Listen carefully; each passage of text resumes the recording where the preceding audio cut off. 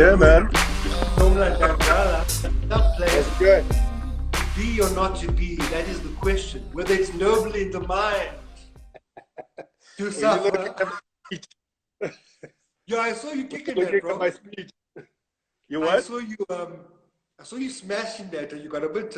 You got like into it, like your eyes even had that glazed Well, look. the whole point of it is somebody who's on the verge of suicide. Can you give me 1 second? Sure, There's something sure. I'm looking for over there. 1 second. I'll tell people All right. what we're going to be talking about. So Okay. today's show is HLOMLA DANDALA, and today I want to ask HLOMLA about his top movies, what movies inspired him in the industry. If you're just joining us, welcome to it. We're going to have a fun time, half an hour talking about acting, entertainment, and we do this every week to try and inspire you guys. HLOMLA likes to eat lunch when we chat every week. And It's my lunch hour. So he talks and like he eats, and I'm cooking my meal, and then I eat straight after. How are you, Very brother? What's for lunch? It's tuna and brown rice. Whoa! You'd be happy. I'm trying to eat clean. Wow, bro. Trying to Now eat you know clean. what's nice. You know what's nice with that? What if you add some broccoli? Oh yeah. You know, you can get the broccoli and a cauliflower that's in a bag. You can just microwave it. Microwave that and pop it in. Put some broccoli, because broccoli is a very potent vegetable in that it's got the equal amount of carbohydrates to protein. So, like, I'm a vegan, for example, which is weird because back in the day I was telling everyone eat chicken, eat this, eat that. Obviously, that's my personal decision. But anyway, I've had to find natural foods that have had very nutritious and protein and everything else. So a bit of broccoli, cauliflower with your tuna and a bit of chili. Tasty. So I'm going to make you take a spoonful as I ask you your next No, go question. for it. Go for it. So guys, we're talking about movies. So we've talked about characters. We've talked about HLOMLA getting into the industry. This is the beginning of an ongoing series, and hopefully soon we'll be on our own channel and on our own program, and he'll be handling the show and the greats of the industry.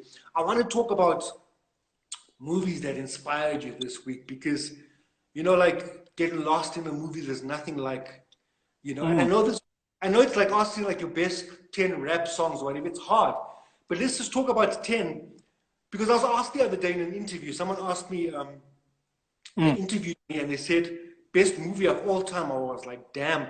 But the first movie that came to my mind was Godfather 2, for some reason. Like, I've watched Godfather 1,000,000 times over.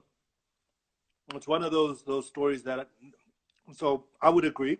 I don't know that I've got a best, and if you judge it by that, let's say for today, looking at the weather, if you had to choose 10 for today, what would they be? My barometer is movies that I've rewatched enough times.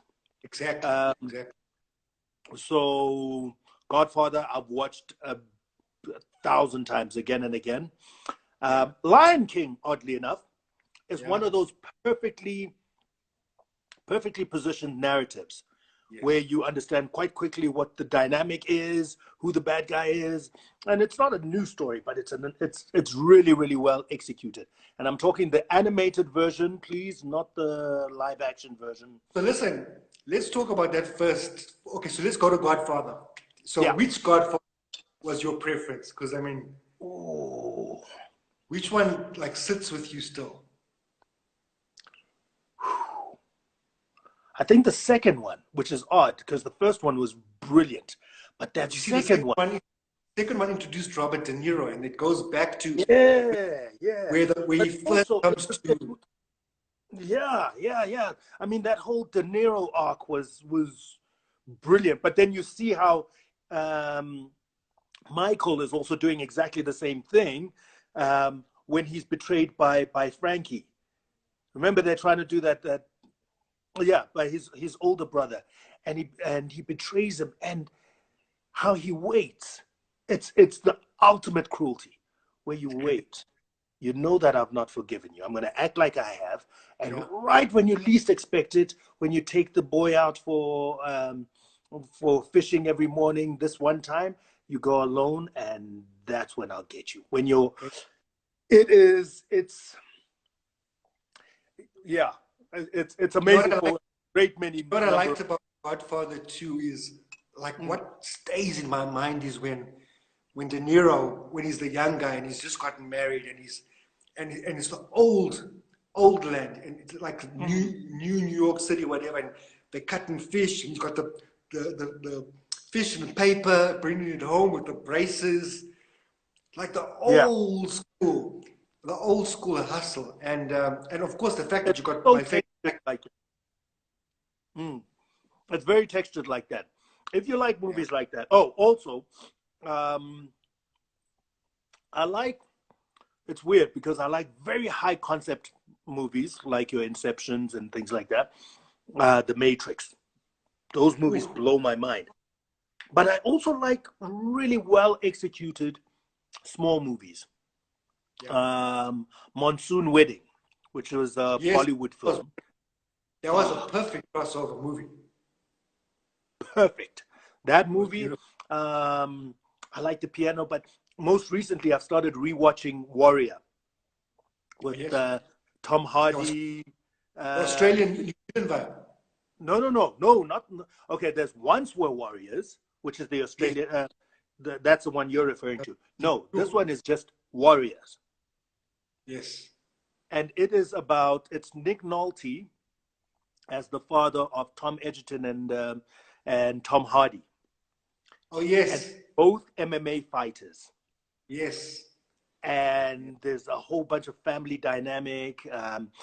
He was a drunk, and so he messed up his family quite badly. There's Edgerton is now a teacher, but he's battling to make ends meet. Hardy is an ex-Marine. Well, he's a Marine who ran away with, I'm going to spoil it for you a little bit, but he's a Marine who moved away from the army. Anyway, they enter this tournament, and it comes down to the brothers. It is gut-wrenching. It is you need to see that film. Please do yourself a favor. If you haven't seen it, it's on Netflix. Yes. It's available on Netflix. As that are watching, you've got to check out all Tom Hardy's work, first and foremost. That kid is... Everything Tom Hardy does. He's one of the new school. He's one of the new school guys that would take the baton from Pacino's and those guys. Tom Hardy is brilliant. Again, Australian actor. You would know it. You must check out... Have you seen Peaky Blinders? Yes. He's the Jewish guy. He's the Jewish mobster guy with the flippin' nose. Hey, bro. I didn't know he was Australian. Is he Australian? Dude, Tom Hardy. Tom Hardy is Australian. Promise you. Check it out. No. Yes. No, I didn't know that. He does British, American. Wow. Yeah. Okay, so let's do a flashback. So we've got Godfather in there. We've got Monsoon Wedding, which is a lovely dynamic. It's a bit of comedy and stuff. We got like The Matrix. The Matrix one. Oh, Matrix was I think it was the first film I ever walked straight out of to the ticket booth, bought another ticket and went straight back in again. Yeah. I think I did that 3 times. Yeah. So Matrix was one of those movies that cut so close to the truth. It was before The Secret came out. It was before only the mystics were talking about truth, manifestation, a greater power, or whatever. And of course, now we're all a bit more aware and enlightened, and so we know that there's things at play. We don't want to talk too much about that. So unless you're ready, you will find out. But you find out the power of manifestation and choice, and the blue pill and this pill, choice, and like real life. What's amazing for me about The Matrix is, at face value, it's an action film. It's a nice action film, martial arts film. And then you start to listen, and then you go, wait a minute, this is deeper than this. And then, but it's one of those films, and they're very, very rare, where it moves backwards and forwards at the same time, in the sense that the philosophy behind it is very, very old. But it's also quite futuristic in the sense that you start to realize machines will take over one day. We are literally in the process of making You're playing right now. Correct. We're facilitating our end. This is a famous quote, well, not a famous quote, but a quote, one of my favorites from Ultron, the Avengers. Yeah. Where he says we facilitate our end. So men of peace make weapons of war. Big people make small people. These are things that are designed to usurp us. Your children are there to usurp you. They will literally suck the nourishment out of you because they need to carry on. And that's how it is with everything. We create money so that we can have poverty. We create war. We can create war so that we can argue for peace. The constant dichotomy. It's intense. The constant dichotomy all the time. Yeah. So it was one of those movies. Yeah. It's a movie, even today, when we're done here, I'm going to go and watch The Matrix again, and it's still going to blow my mind. Do you know what another movie that really surprised me? I was at the movie house. I looked and I couldn't see what to watch one day. And then I went to watch Groundhog's Day. Oh, yes. Yeah, and they emphasize that a lot. Yeah, where you're stuck in a loop. They keep on repeating every day. Yes. I swear I watched it like 5 times. I was like, could this be like our life is that we could wake up and every decision, see, it made you aware that every decision leads to a different outcome. That's why we must be aware of what we think. Now that's the mark. It's interesting you say that because that's the mark of a good film for me. Yeah. Firstly, yes, you've got to be technically sound. So you can't have bad acting or bad directing or bad cinematography, bad sound. All the requirements need to be on point. Yes. But on top of that, and this rests a lot with both the writer, the director, and the producer, I suppose, or at least the actors. A film has got to transcend and leave you changed, if you will. Yeah. There is no way you can watch The Matrix and walk out there and leave it the same and not be changed. Suddenly, it changes the way you understand yourself. It changes the way you understand where we are and all of those kind of thinkings. You watch Godfather. Godfather suddenly changes the way you understand how mafias work and how these are people who care about too much sauce in your pasta, but they also kill people at the same time. But this is just part of the sense of family. But don't betray me, otherwise, Otherwise, I kill you. So, yeah. So there are movies that do that literally change the way you understand where you are in the world, and that's what movies are about. Movies are there to pique your mind. Einstein says a normal human being will spend their entire life without a single original thought. Wow. That's crazy. So if you don't have original thoughts, whose thoughts are you thinking? Exactly. How did they get there? Yeah. Collective consciousness. Yeah. And only when you're truly fully aware and you start seeing and becoming aware of, where did that come from? How, what? Correct. And that's when you start questioning yourself. Hang on, is that my religion or is that your religion? Is it my belief or is it your belief? If I cannot say it's my preacher's fault. I can't say it's because of my teacher. If I have to stand alone for what I believe, could I back it up? Yeah. Yeah. Now you see, here comes the point about acting.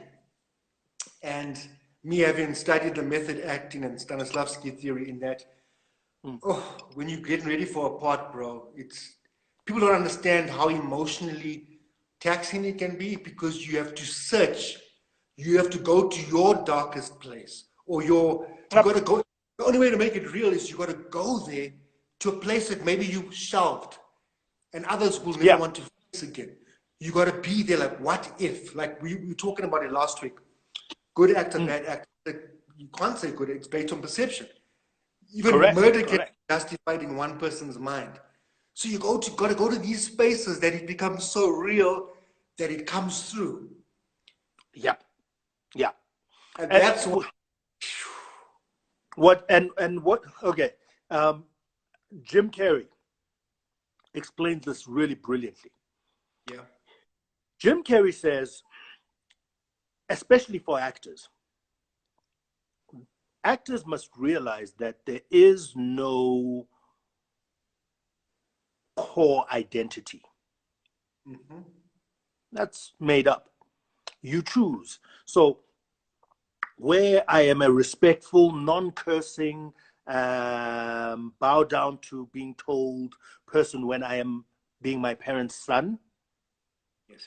and yet when I am the boss of a production or whatever at work, I take no nonsense, I curse, I make decisions, I will not be told. And then when I'm playing with my kids, I'm the soft teddy bear. They are kicking me in the face and all sorts of things, except when I'm in the ring, you will not kick me in the face, because those are all different personas, right? Yes. And all those personas are real. In that time, when I'm being my mother's son, I'm not lying. It's not put on. I am genuinely my mother's son. And I have a certain opinion about the world, everything from politically to how one should be eating, how to hold a plate. So this I would never do in front of my mother. Not because I'm putting it on for her, because that's who I am at the time. Yeah. So now when you're acting, it's exactly the same thing. It's a difficult thing to explain. So when I am my mother's son, I have all these set of rules. They inform everything from how I hold my plate to my It's a mask. opinion about people. Mother's son mask. You're the son of your mom mask. It's like we've got these Correct. different masks. Except it's not a mask. It's not a mask that you put on. It is a genuine thing at the time. Yes. So it's not that I'm wearing it. It's I morph and become this. So if you dig under my skin, correct. Yes. And when an actor does that, and they become Derek Nyati or Jacob Makubu or Zweli or Siseko or any of the other characters, yeah. I'm not putting it on. I am genuinely that person at that time. I carry the memory of that person. I am that person. There is only that person. So there's no HLOMLA who's sitting in the behind the eyes of the character going, "Oh, blink now," and "Oh, there is no HLOMLA. HLOMLA does not exist." If I saw my mother while I'm in character, I don't know who that lady is, because this is who I am right now. And then at cut, all that starts to dissolve, and then I become another person, and then I become. Except we all do it anyway. Yes. But Does that without make awareness, sense? like sometimes we do it. Being aware of. Yeah, and then when you become aware, you become aware of. Correct. And when you can understand that. Yeah. What? For sure. It's deep, but it's amazing. Correct. So, and when you can understand that, then you can understand how an actor can cry on cue. Because, well, the actor is the character is experiencing that pain for the first time. So when they hear the news, they're hearing the news, and it has a load of history behind it. And so the emotional response is a genuine one. yeah. Because it is the genuine response of Derek Nyati at that time. Yeah. When they go cut, the reason it takes a minute is because you start to go, it's not mine. I'm releasing it. It's not mine. It's not mine. It belongs to somebody else. I'm now choosing to be a new character, and this character is an actor. He's a celebrity, so he behaves a certain way, etc., etc. And when I get home, I'm going to take that off and suddenly I'll be a husband or a father and blah, blah. And then I'll take that off and then I'll go and hang out with my friends and we'll go to the Grand or a strip joint and I will be a dude and suddenly I'll have different moralities and things. And because we do that anyway. We are all of these characters at the time. And then a really good actor is the one who then puts in as much detail into that particular character as possible. And that's it. It is amazing. So let's count down these movies now because I want to get to at least 10 today. So we got Godfather 2, we got Matrix, we got. Can we put Groundhog Day in there? Groundhog Day. Yep. We've got Monsoon Wedding. We got Warrior. What else? Lion King. Oh, dude! I still with my eldest daughter. Like we used to recite it. No, knew it off by heart. All of it. We'd be recited to each other. Okay, Lion King. Yes. Lion King. I'm trying to see. Think of something comedy. Any comedy? Oh, my absolute favorite. This has never been topped yet. Is an old film, and if anyone can find it, please get me a copy. It's a film called Noises Off. Okay. And it is the story of who acts in there? Oh gosh, it's an old film. Christopher Reeves. What's his name? Who's in all the Chris Nolan movies? The old man. The British guy. Michael Caine. Joan, the comedian. It's not John Collins. It's another Joan. Okay. Oh goodness. Noises but it's off. that. It's that era of. I mentioned Christopher Reeves. Yes, Superman. Yeah. And a few others. Oh, John Ritter is in it. Okay. The late John Ritter. Do you remember him? He was from Three's Company. Three's Company. That movie was that TV series. It was like sure. Right from the what was it? Early 80s. Anyway, so Noises Off. It's about these actors who are trying to put on a play. So first you get to learn it's a comedy play, and then after that they then get drunk and start putting real liquor in each other's drinks during the performance. So it goes from being high comedy to bawdy comedy to high comedy. It's a classic study of comedy. Very, very good. Scarface. Scarface, definitely. I'm almost coming to me, Chico. What's coming? The world and everything in it. And that scene in the car, I would rewind it. There's a couple of movies I've got copies of. And I've got the original copy of Scarface. I've got the original copy of Enter the Dragon. Enter the Dragon, because like I got the wow, copy. You have Dragon? Enter the Dragon, Bruce Lee. You have that? Bro. Wow. I need to come visit you. We need to watch that. I lost like my copy an age ago. City of God, I like very much. Yeah. Shoot, yeah, so shot that. eh? The colors. I like most things by Christopher Nolan. Yeah. Chris Nolan there's a reason why Warner Brothers have just. I like what Nolan did with Batman, because for me, Bale is a complex character. Christian Bale, for Batman would have issues, bro. That's why I say I identify with Batman the most, because he would have some effed up issues. He'd be going through stuff. You know what I'm saying? Think about it.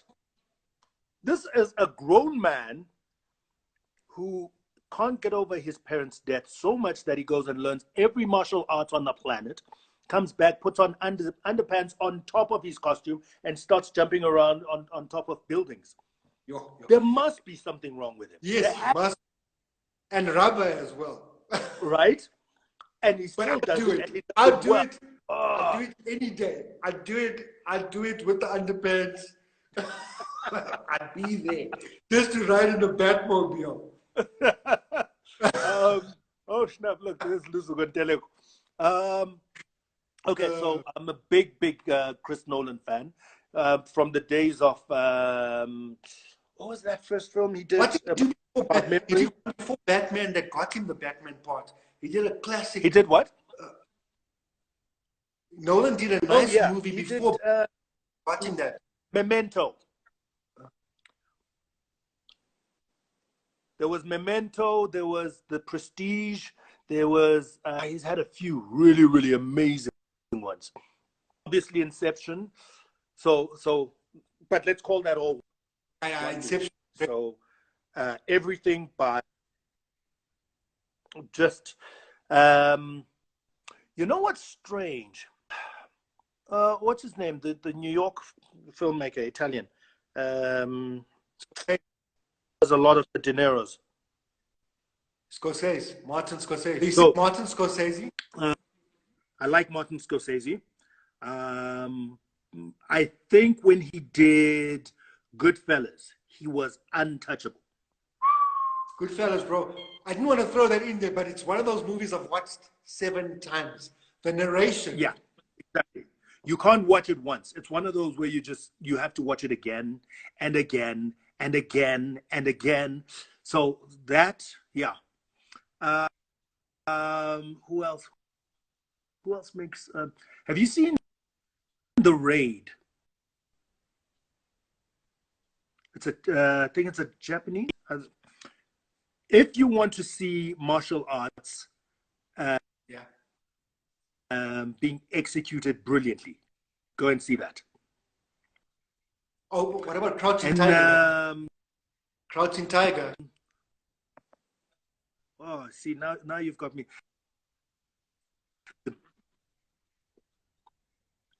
Oh yeah, I mean, Ang Lee, you can't touch. Yes, absolutely.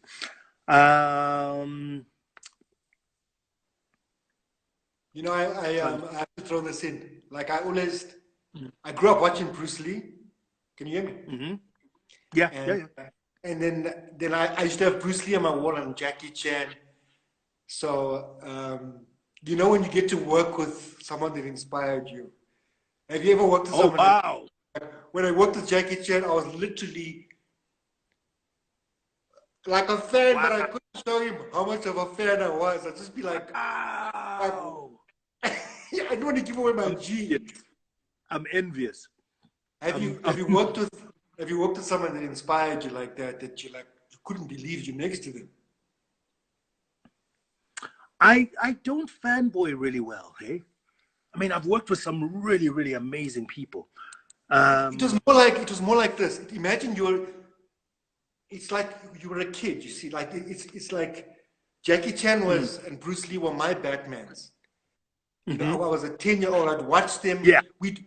Where I was brought up, we couldn't get their movies. We had to go to a certain theater in way in town where the only place you'd get up and you'd be clapping hands. It would be like at the stadium.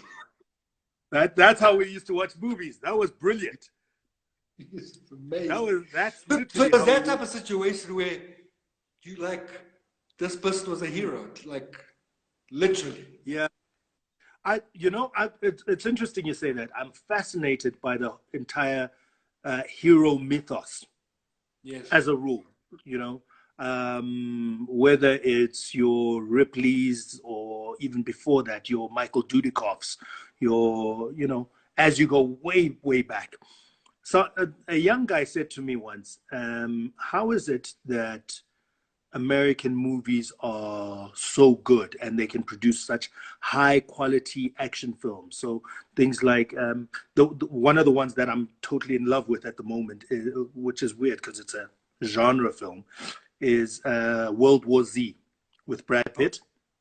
Yeah, I started watching it, but I need to sit down. I need time. No, you need to watch it. No, I've got it. I watched, but I needed to be on my own. I needed to. Yeah, no, you need to watch it on your own.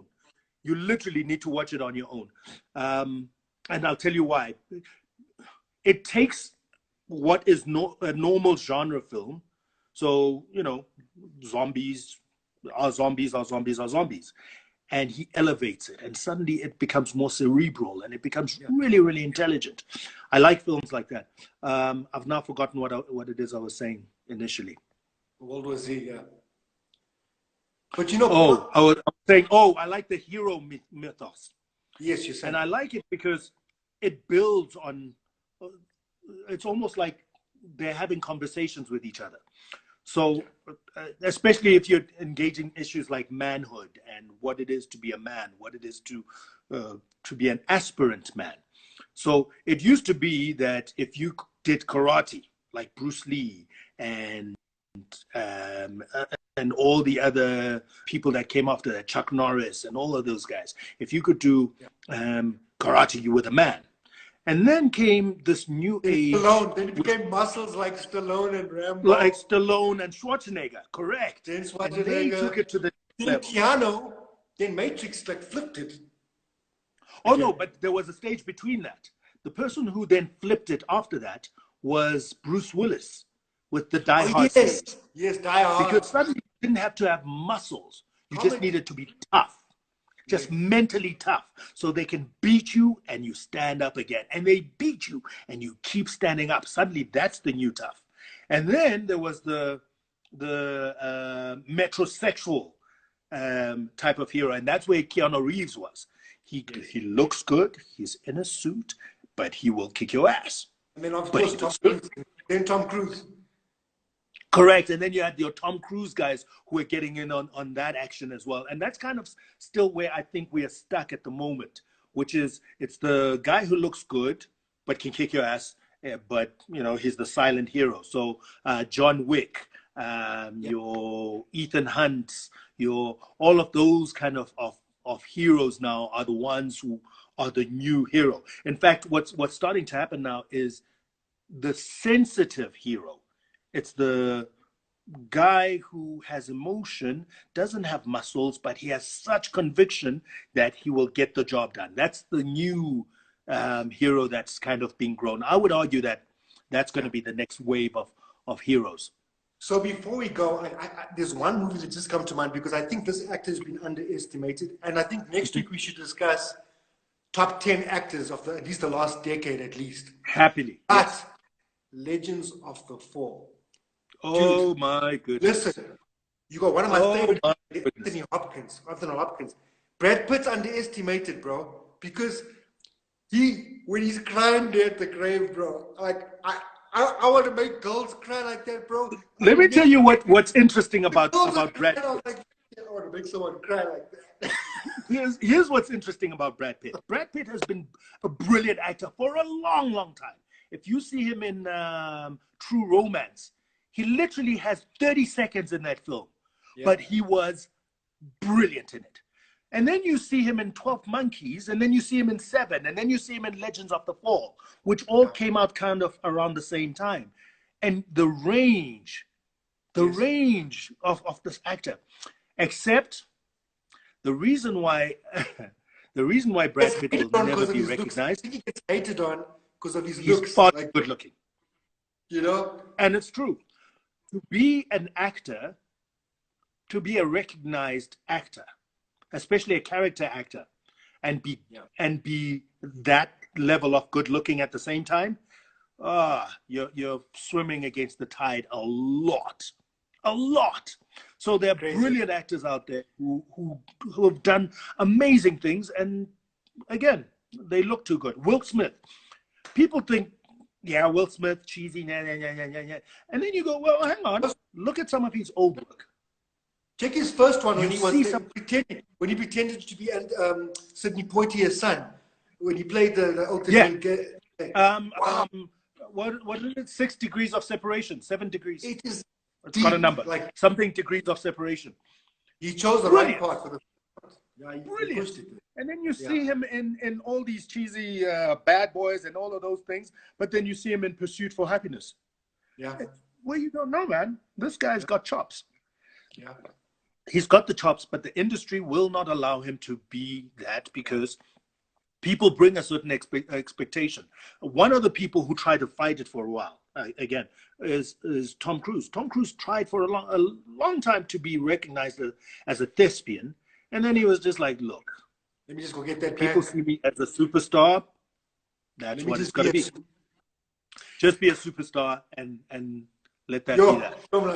This was a lovely episode. So let's next week let's give some actors their flowers, because like now we gave the movies their flowers, and it's all about recognizing talent, because we want people that are watching to go back and look for these movies and get inspiration.